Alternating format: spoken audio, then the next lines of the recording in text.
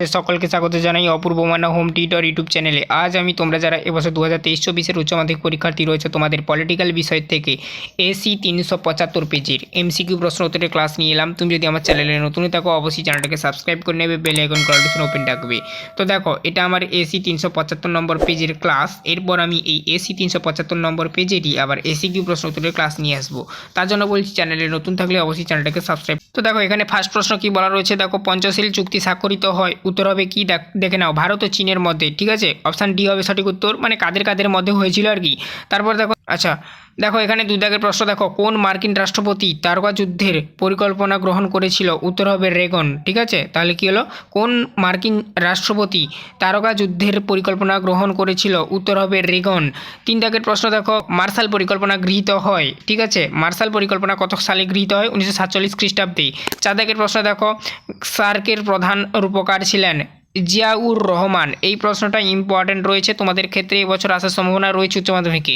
তারপর দেখো নেক্সট প্রশ্ন কি বলা রয়েছে এখানে, পাঁচ দাগের প্রশ্ন, আধুনিক ভারতের পররাষ্ট্রনীতির প্রধান রূপকার হলেন, উত্তর হবে জওহরলাল নেহেরু। নেক্সট প্রশ্ন দেখো ছ দাগের প্রশ্ন, সার্কের নবীনতম সদস্য রাষ্ট্র হলো, উত্তর হবে আফগানিস্তান। আফগানিস্তান কিন্তু সার্কের নবীনতম সংযোজন হয়েছে এটা। ঠিক আছে, নবীনতম রাষ্ট্র। তারপর দেখো নেক্সট প্রশ্ন, সাত দাগের প্রশ্ন, প্রতি বছর জাতিপুঞ্জ দিবস পালিত হয়, উত্তর হবে 24 অক্টোবর। তাহলে জাতিপুঞ্জ দিবস প্রত্যেক বছর কত সালে, মানে কোন তারিখে আর কি পালিত হয়, 24 অক্টোবর হবে সঠিক উত্তর। আট দাগের প্রশ্ন, দেখো আন্তর্জাতিক বিচারালয়ের সদর দপ্তর অবস্থিত, উত্তর হবে আয়ারল্যান্ডে। তারপর দেখো ন দাগের প্রশ্ন, অর্থনৈতিক সামাজিক পরিষদের বর্তমান সদস্য সংখ্যা 54 জন। এখানে জন দেওয়া উচিত ছিল কিন্তু দেয়নি, যাই হোক তোমরা লেখার সময় জন উল্লেখ করবে। 10 দাগের প্রশ্ন, দেখো কেন্দ্রীয় মন্ত্রিসভা তাদের কাজের জন্য দায়বদ্ধ থাকে, কার কাছে দায়বদ্ধ থাকে, প্রধানমন্ত্রীর কাছে দায়বদ্ধ থাকে। এই প্রশ্নটা ইম্পর্টেন্ট, এবছর আসার সম্ভাবনা রয়েছে, তোমরা ভিভি করে রাখো। 11 দাগের প্রশ্ন, দেখো বিধানসভার অধিবেশনে আহ্বান করেন রাজ্যপাল।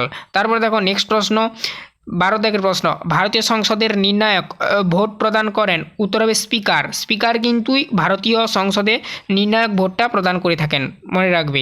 তারপর দেখো 13 দাগের প্রশ্ন, পশ্চিমবঙ্গে বিধানসভার অধিবেশন হয় বছরে কবার, দুবার। ঠিক আছে, বিধানসভার অধিবেশনটা যেটা, মানে বিধানসভার যে ভোট গ্রহণটা, সেটা কিন্তু প্রত্যেক বছর দুবার হয় পশ্চিমবঙ্গের ক্ষেত্রে।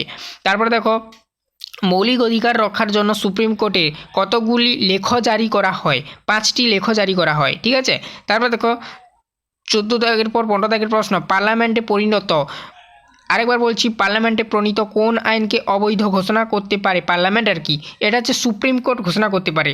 এই ক্ষমতাটা একমাত্র সুপ্রিম কোর্টের হাতেই রয়েছে। ঠিক, এরপর দেখো 16 দাগের প্রশ্ন, ক্রেতা সুরক্ষা আইন প্রণীত হয়, উত্তর হবে কি 1986 খ্রিস্টাব্দে ক্রেতা সুরক্ষা আইনটি প্রণীত হয় বা পাস হয়, প্রণীত হয় বলতে পাস হয়। তারপর দেখো নেক্সট প্রশ্ন কি বলা রয়েছে, 17 দাগের প্রশ্ন, লোক আদালত বিচার করে। ঠিক আছে, লোক আদালত বিচার করে দেয়ানি মামলা, দেয়ানি যে মামলাগুলো হয় সেগুলো কিন্তু লোক আদালত বিচার করে।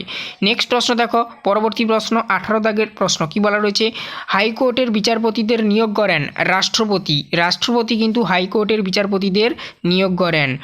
আর তোমরা এটা কমেন্ট করে জানাও, সুপ্রিম কোর্টের বিচারপতিদের কে নিয়োগ করেন।